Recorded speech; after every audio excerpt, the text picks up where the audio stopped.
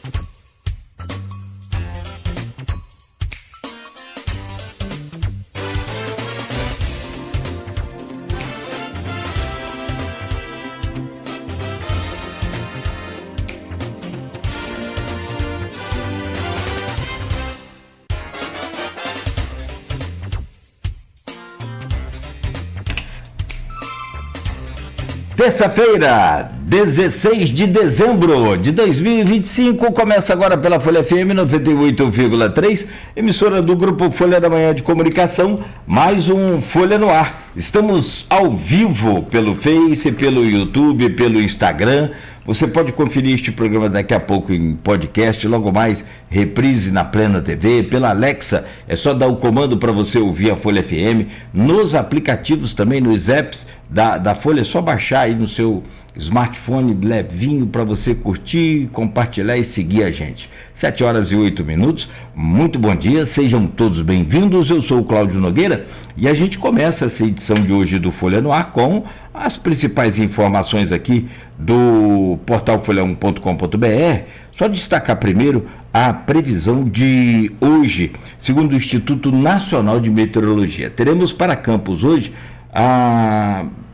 o tempo parcialmente encoberto, mais uma vez sol entre nuvens com predominância do tempo nublado e tem previsão de chuva para hoje. A máxima é de 32, a mínima é de 24. A previsão de chuva hoje no finzinho do dia, início da noite, aqui para nossa região. Aqui no centro da cidade faz 25 graus neste momento. 7h09, bancada de hoje com Aloysio Abreu Barbosa, para a gente conversar com o jornalista e também articulista do jornal Correio Brasiliense, Luiz Carlos Azedo. Nos prestigia aqui com sua... Carlos, antes da gente começar essa entrevista, só passar aqui rapidamente pelo portal folha1.com.br, mas para você que está acompanhando aí a gente, o Luiz Carlos vem para conversar sobre a política brasileira, a política do estado do Rio, mas antes a gente começa falando da política da América Latina, com esse avanço da direita mais uma vez, principalmente depois da vitória do José Antônio Cast, do Partido Republicano, no último domingo, no Chile. Venceu com 58,2% dos votos. A Janete Hara, que é do atual Boric, porém, parece que não teve tanto apoio dele, não teve tanta mão pesada do governo nessa. Ela foi inclusive ministra também dele, mas teve 41,8% dos votos, ela que é do Partido Comunista. Então você tem aí vários países aqui na América do Sul e também, a começar pelos Estados Unidos, tem, né, esse aceno aí de novo com a direita. Essa região historicamente ela fica meio que oscilando. Década passada teve, né, uma maioria de governo progressista, voltado mais para a esquerda, agora parece que a direita avança e a gente quer entender todo esse processo e essas consequências também para toda a América do Sul. Depois a gente fala com o Luiz Carlos Azedo sobre as eleições a presidente do Brasil. Essa também vou te contar, hein? Como a gente fala aqui, Azedo, você pode morrer de tudo, tédio nessa política brasileira. Vamos falar as eleições também no estado do Rio, governador e senador, e por fim a repercussão da prisão do Rodrigo Bacelar, presidente da ALERJ, da Assembleia Legislativa do estado do Rio, lá em Brasília, e que é onde ele está agora, e também essas questões aí de ética ao STF, todas essas informações aí que vazaram, né, dos últimos dias. Dias Toffoli viajando no mesmo avião do advogado do Banco Master, e ele é o relator desse caso do Banco Master, esse escandaloso caso do Alexandre de Moraes, prestando um serviço com seu escritório de advogada para esse escritório, com o montante de 129 milhões num contrato. Enfim, tem muita coisa para a gente falar. Deixa eu adiantar aqui para não perder mais tempo.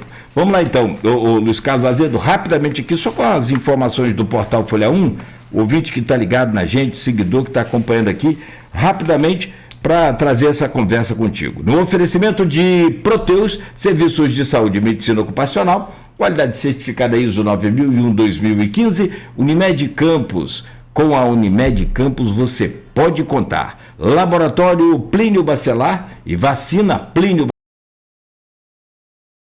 e Radimed Diagnósticos por imagem, sempre à frente. Alguns destaques aqui do portal Folha 1. Incêndio atinge apartamento em prédio residencial do Flamboyant, em Campos. O Corpo de Bombeiros foi acionado para controlar as chamas, apesar do susto. Graças a Deus ninguém ficou ferido. Câmera de segurança registra assalto em drogaria de Campos.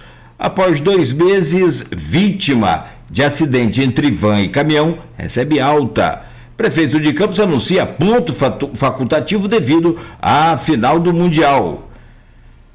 Corpo do repórter cinematográfico Tony Batista foi sepultado ontem. O profissional, que morreu em Campos após sofrer um AVE, deixa legado no jornalismo regional.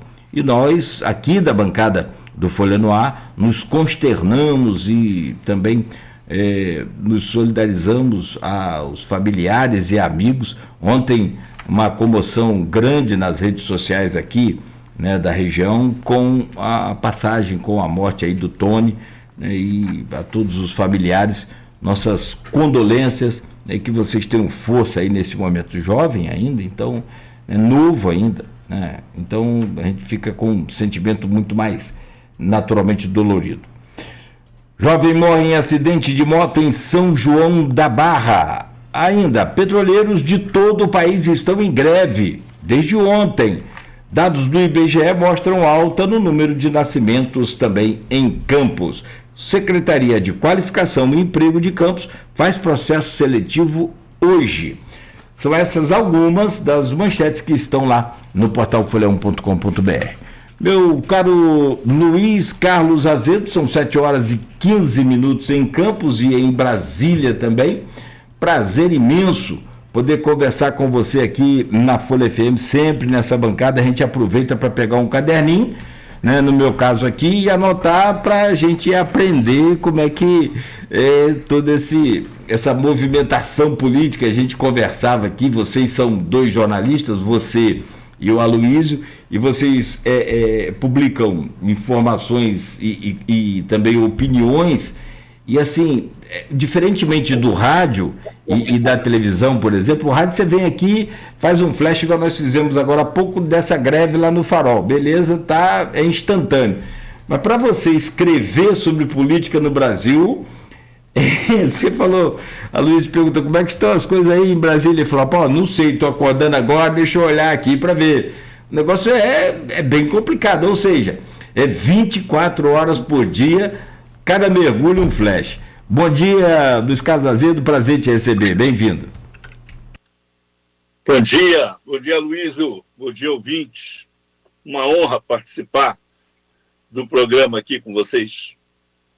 Honra toda nossa. Deixa eu trazer o bom dia do Aloysio Abreu Barbosa, tá esfuziante aí, tá alegre, não acaba mais, é cada dia um troféu, parece que não tá aguentando, mas eu falei até com, sexta-feira a gente fez um programa aqui com a participação do Cristiano, que é o irmão do Aloysio, Ironman, atleta, a gente falava aqui, né, sobre tênis, e falei, justificando a ausência de Aloysio, ele teve um deslocamento no ombro de tanto levantar troféu, não pôde comparecer.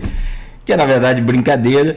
O Flamengo está ganhando tudo e ainda ganhou mais 2 agora. Mas também aqui para nós, aqui, deixando baixo, pegou duas pelejas lá, né? Tal de pirâmide, eu vou te contar uma coisa aí.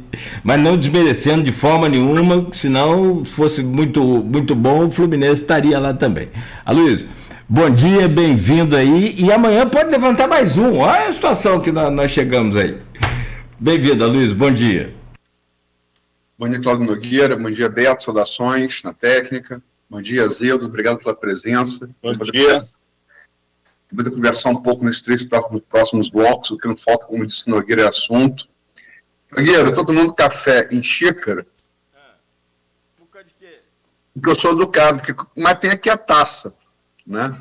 Para tomar café, água, qualquer outra coisa, né? E amanhã a gente disputa mais um. A gente disputa um. O Flamengo tem uma estrela acima do seu escudo na sua camisa, que é do Mundial de 81, né? Embora agora para tricolores, vascaínos, botafoguenses, o Intercontinental não seja mais mundial, para a FIFA ainda é. E se o Flamengo vencer amanhã, logicamente que o PSG é favorito, né? Uma folha salarial maior. Não é um time de muita tradição, mas é um time muito rico, que está, inclusive, com o dinheiro do Qatar, né? O dono do Qatar não é exagero, o dono do PSG não é exagero dizer que é o próprio estado do Qatar, né?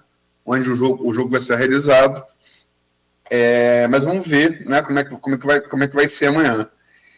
E antes de fazer a primeira pergunta ao Azedo, também me solidarizar aí pela morte do Tony. Eu conheci, né? Na rua, fazendo matéria, e sempre foi uma figura muito gentil, um repórter cinematográfico que tinha muito zelo, sobretudo com os estagiários, introduzindo eles a linguagem de telejornalismo. Eu presenciei isso algumas vezes, né? Ele foi muito zeloso. Minha esposa hoje não está mais no jornalismo, ela foi para academia, é professora de letras, mas foi durante muitos anos jornalista, foi foca dele, né? e eu vi esse carinho que ele tinha com os colegas, sobretudo mais novos, presenciei algumas vezes, né? É uma figura muito generosa, se foi de maneira muito precoce, faz falta, e me solidarizo aí, né, com a família, os amigos e colegas como nós aí, né? Enfim, é uma grande perda. Mas vamos lá, Azilda, a gente entrevistou aqui recentemente, logo após o primeiro turno, do presidente do Chile, a gente entrevistou no dia 18 de novembro o historiador Alberto Ágio, que é especialista em história da América Latina, você conhece bem, né? E ele basicamente estava dando, assim, favas contadas, a seleção está definida, né? De fato, o Zé Antônio Castro primeiro, perdão, ele ficou em segundo, mas pouco atrás da Janete Rara, mas a soma de todos os outros 3 candidatos, o terceiro, quarto e quinto, que eram de direita também, davam a ele quase 70% de votos para serem conquistados, né? Ele ganhou por uma diferença folgada. Nogueira já fez essa correlação, e eu também tentei estabelecer aqui com o Ágio, como isso pode refletir o movimento da América do Sul. Como é que você viu, como é que você vê? Bom dia. Bom dia. Olha, eu acho que a gente está vivendo um fenômeno que não é da América do Sul, é um fenômeno mundial. É uma corrida para reinventar o Estado, em razão dessa revolução digital que nós estamos vivendo, e que as instituições tradicionais, que são as instituições da democracia liberal, que surge principalmente a partir da segunda Revolução Industrial, elas não estão conseguindo acompanhar.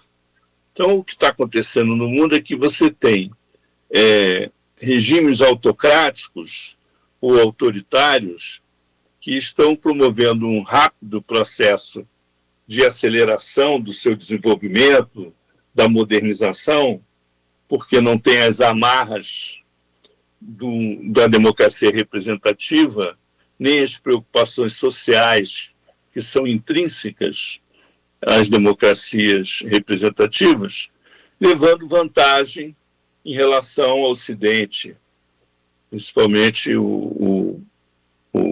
os países desenvolvidos do Ocidente, né? Achava-se há alguns anos que, com o desenvolvimento capitalista na China, haveria uma abertura política, uma mudança de regime. O que aconteceu lá foi o contrário. Houve um endurecimento do regime com Xi Jinping. E você tem lá uma ditadura comunista altamente eficiente, promovendo um desenvolvimento espetacular da China e que ameaça a hegemonia dos Estados Unidos.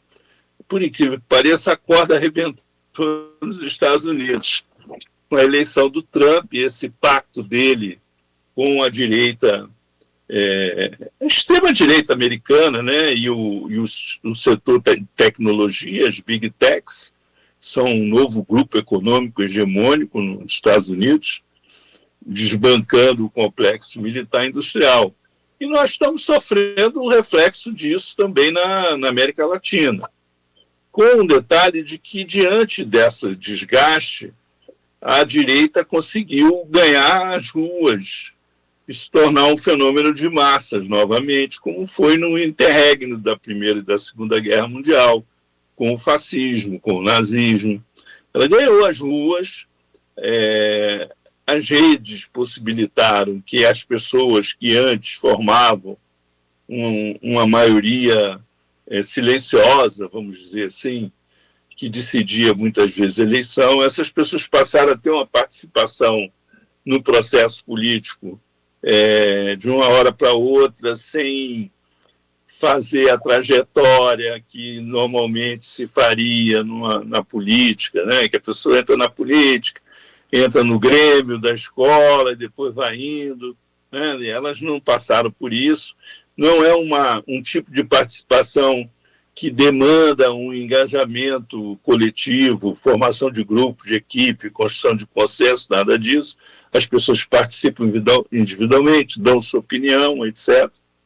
E isso criou um movimento à direita muito forte, surgiu com 5 estrelas na Itália, né, se espalhou pelo mundo, é o Chega em Portugal, a Le Pen na França, né, e chegou aqui na América do Sul, primeiro com o Bolsonaro em 2018, depois daquele tsunami lá de 2013, né. O que está acontecendo no Chile é um pouco parecido, porque eles tiveram aquele chamado estalido social de 2019 a 2021, as demandas que embalaram a eleição do presidente Boric não foram atendidas, porque isso exigiria um desempenho das políticas de governo que não era possível alcançar, ou não foi possível alcançar. Houve um certo isolamento também do governo Boric, e muito hegemonizado pela esquerda tradicional, inclusive o Partido Comunista.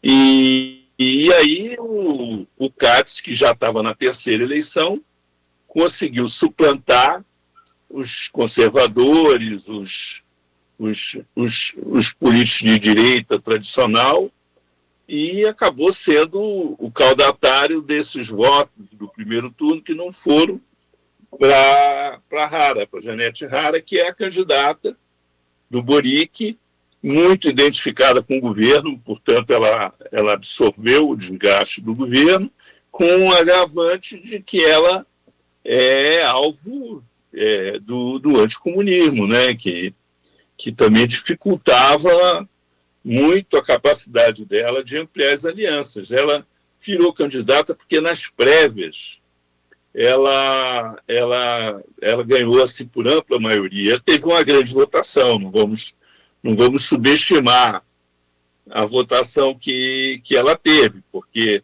se a gente pegar os números aí, nós vamos ver que foram 41,84% dos votos válidos. Isso não é inexpressivo, né? É uma posição muito robusta. Agora, qual é a incógnita? A incógnita é a seguinte: nos últimos anos, desde a redemocratização, o Chile viveu um processo de alternâncias de poder entre a centro-esquerda e a centro-direita. Essa alternância se deu o tempo todo. Agora nós vivemos uma disputa eleitoral mais polarizada, que você tinha um candidato de esquerda, socialista, comunista, e um candidato de extrema-direita, inclusive com notórias simpatias, né, pelo regime do Pinochet. Então, essa realidade ela tem que ser levada em conta. E é até uma ironia aqui, vou fazer um parênteses. Tá? Quando o Berlinguer, o líder comunista lá da Itália, propôs o compromisso histórico com a democracia cristã, ele fez essa proposta e defendeu também a democracia como valor universal em função da experiência chilena do governo Allende, em que ele chegou à conclusão, quer dizer, que não era possível você fazer uma transição democrática ao socialismo ou coisa parecida, se você não tivesse uma política de aliança muito ampla. E também que o Partido Comunista Italiano havia batido no teto. Né? Era um partido fortíssimo, mas que já tinha chegado lá no 1/3 da população era comunista na Itália, e ele não conseguia sair disso, ele ficou numa situação de bloqueio, de isolamento. Então a vida política italiana ficou bloqueada. Ele fez um acordo com Aldo Moro, o líder da democracia cristã, mas o Aldo Moro foi assassinado, e porque a extrema-direita reagiu a isso, né? A minha sensação é a seguinte, é que os comunistas no Chile, nessa eleição, não foram capazes de fazer algo parecido, né, que seria um caminho para eles conseguirem a vitória na eleição, atrair o centro. E isso é uma coisa que muito, muito difícil. Esse é o drama que os candidatos de esquerda sempre terão, né? A capacidade de atrair o centro. A gente viveu isso aqui na eleição, né? O Lula se reelegeu, quer dizer, se elegeu agora, em 2022, porque ele conseguiu atrair o centro em razão da alta rejeição ao Bolsonaro, do trauma, da pandemia, etc. Então, ele foi favorecido por essas circunstâncias, por essa contingência. Agora já essa coisa já se coloca de uma maneira diferente, vamos ver o que vai acontecer. A questão, já que nós estamos falando do Brasil, é que essa eleição no Chile coloca o Brasil numa situação de fragilidade no Cone Sul, porque a Argentina tem um governo de extrema-direita muito ligado ao Trump. O Paraguai tem um governo de direita. O Uruguai teve uma alternância de poder agora, a esquerda voltou ao poder, ou a esquerda moderada e tal, mas em contrapartida, no Peru agora a direita ganhou, já não é mais o Cone Sul, né? A direita ganhou. Isso é um sinal preocupante, porque a gente pode estar tendo um efeito dominó na América do Sul. Na Bolívia, Rodrigo Paes deu fim a 20 anos da esquerda, né? Pois é. Então, a gente está vendo aí um efeito dominó. O próximo, né, pode ser o Petro lá da Colômbia, né? Esse cerco em cima da Venezuela, é muito difícil o Maduro se sustentar no poder. Tá? A situação ali está cada dia mais grave. Ontem, o Paraguai anunciou um acordo militar com os Estados Unidos. Há que se levar em conta que esse novo governo aí da Casa Branca, o secretário de Estado já chegou a falar sobre o interesse que eles têm em Itaipu.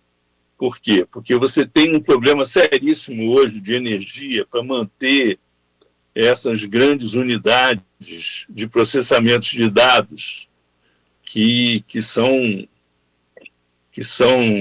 estratégicas, né, para a economia no mundo e tal. E Itaipu é uma fonte de energia muito importante, porque a gente divide Itaipu com o Paraguai, e o Paraguai consome muito menos energia do que o Brasil. Nós compramos energia do Paraguai.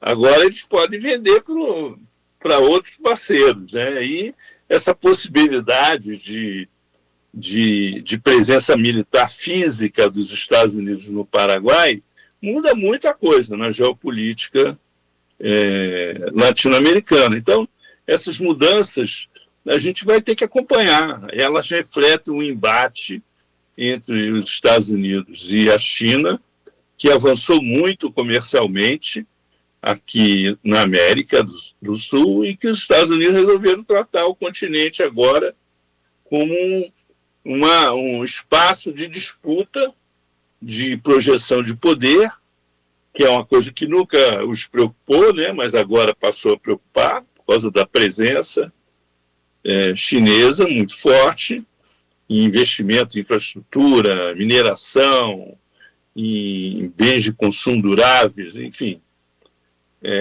Nós estamos na rota da China, sem dizer que estamos, mas nós já entramos na rota da China, né, na prática. Então, nós estamos vivendo isso e vamos ter reflexos disso fortes, na minha opinião, nas eleições do ano que vem. Quem quiser que se iluda. Brasil, são 7h34, como diria Nogueira, só o primeiro tema dá uma série de Netflix, né? Mas eu vou fazer mais uma pergunta, para a gente passar aos temas mais locais, até porque a gente falar. Até acho que o Nogueira devia, no final desse bloco, anunciar o que ele deu aí com exclusividade, no início da manhã. Mas ainda em relação ao Chile, quer dizer, Pinochet assume 7-3, você fez referência a Allende. Pinochet assume 7-3, foi escolhido por Allende como líder militar e o traiu, e foi dado golpe, né? Uma coisa que ficou uma memória trágica na memória da esquerda latino-americana, né? Ele resistindo em La Moneda bombardeada, é uma cena de tragédia grega, né? Mas foi real. Saiu em 90, foi um dos últimos a sair após um plebiscito, né? Tem até um bom filme sobre isso, o No, né? Eu recomendo para quem não conhece o processo, uma campanha publicitária que acabou movendo, né? O Chile a votar não para Pinochet não ficar no poder, sai em 90. E como você disse, de fato, o Chile pós-Pinochet, ele fica oscilando entre centro-esquerda e centro-direita. A própria Jara, embora do Partido Comunista, é tida como social-democrata dentro do Partido Comunista do Chile. Ela dá lá mais moderada. E o Cache traz algumas coisas assim, até então inéditas. Ele é admirador, confesso, do Pinochet, né? E traz na própria... Você fez referência aos movimentos aí dos anos 20 e 30 do século XX, entre a Primeira e a Segunda Guerra Mundial, e o Cache, não sei se é só uma coincidência, enfim, não sei o que você acha, é filho de um oficial alemão na Segunda Guerra Mundial, né? Que lutou na Segunda Guerra Mundial, filiado ao Partido Nazista. Eles são da região, o pai e a mãe são do sul, da Baviera, da Alemanha, vieram imigrados após a Segunda Guerra Mundial. Quer dizer, o Cache tem essa origem, né? Quer dizer, o pai dele foi nazista, lutou na Segunda Guerra Mundial, era filiado ao Partido Nazista, não era só um mero militar, ele era filiado ideologicamente, e ele, confessamente, né, admira o Pinochet. Você não acha que isso traz um ingrediente novo, pelo menos no caso do Chile? Você acha que isso pode ser, de novo, isso pode se alastrar para o continente? Sem dúvida, sem dúvida. É uma coisa assim que a gente tem uma extrema-direita no continente. Ele é mais um líder de extrema-direita no continente. Agora, uma questão que eu acho importante a gente assinalar é a seguinte: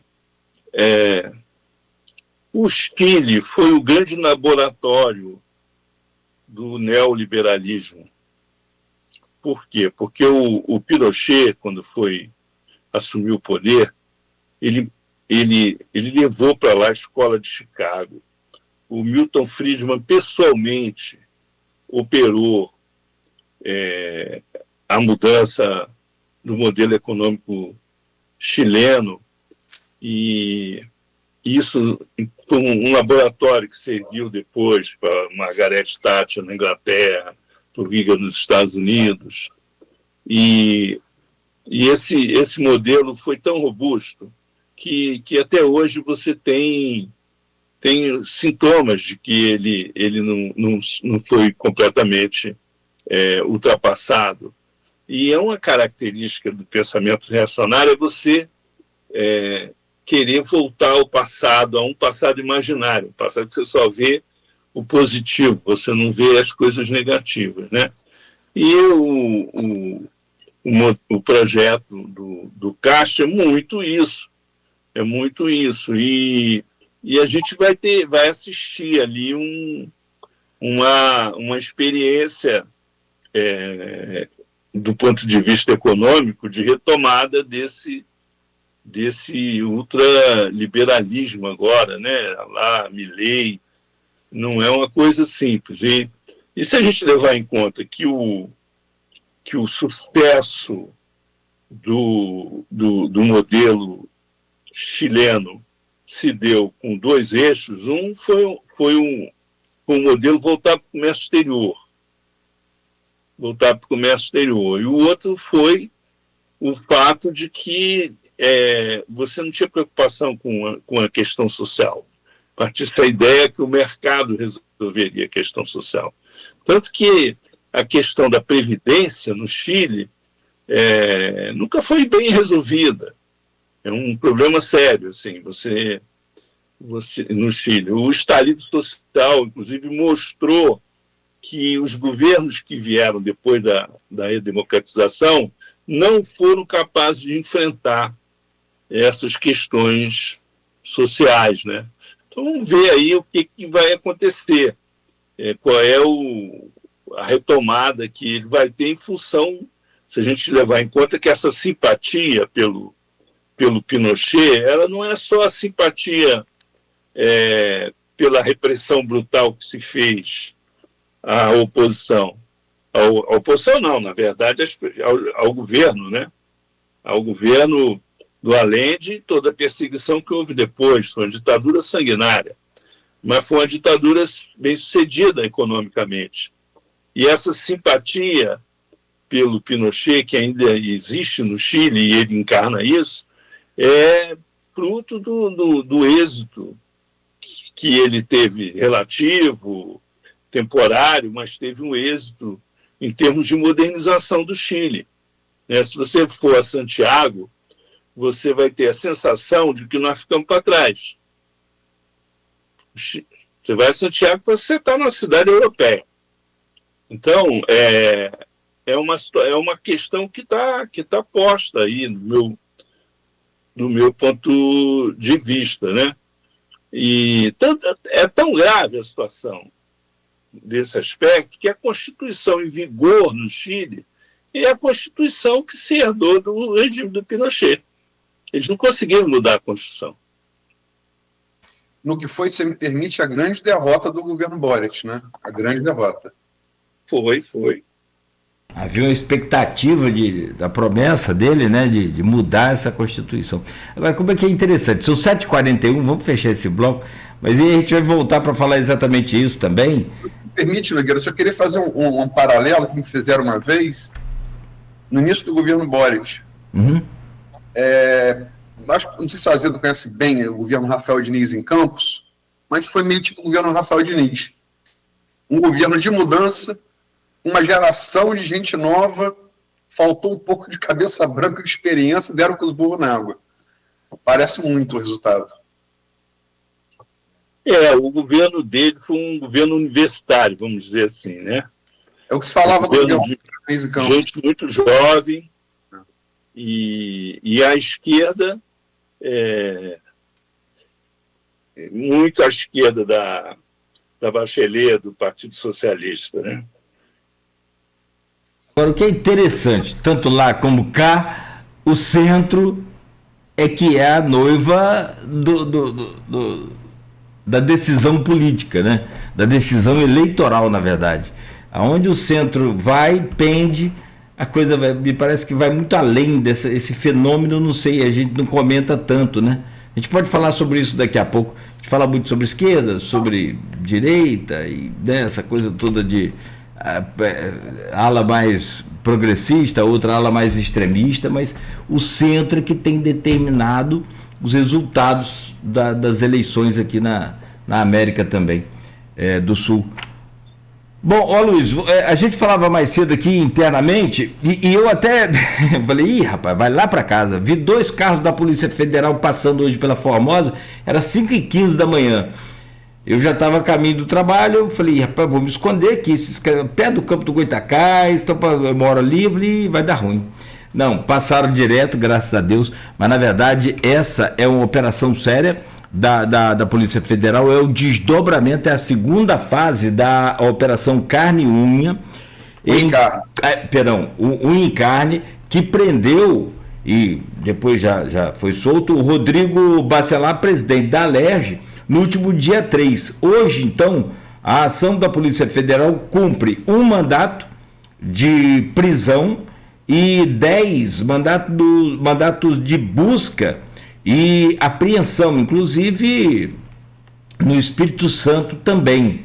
Aqui em Campos, eu disse, a única informação que eu tenho é que eu só vi 2 carros da polícia, coincidentemente passando. Então, não posso afirmar que tem nenhuma relação com essa operação, mas é um movimento atípico. E quem foi preso nesta manhã já foi o desembargador federal do estado aqui, que atua no estado da Vara, é o Júdice, deixa eu só confirmar o nome dele aqui, foi preso, ele que é o autor, inclusive, do mandato contra o TH Joias. Né? Macário Júdice. Macário Júdice. Júdice Neto, TRF2. TRF2, muito obrigado. Deixa eu agregar a informação.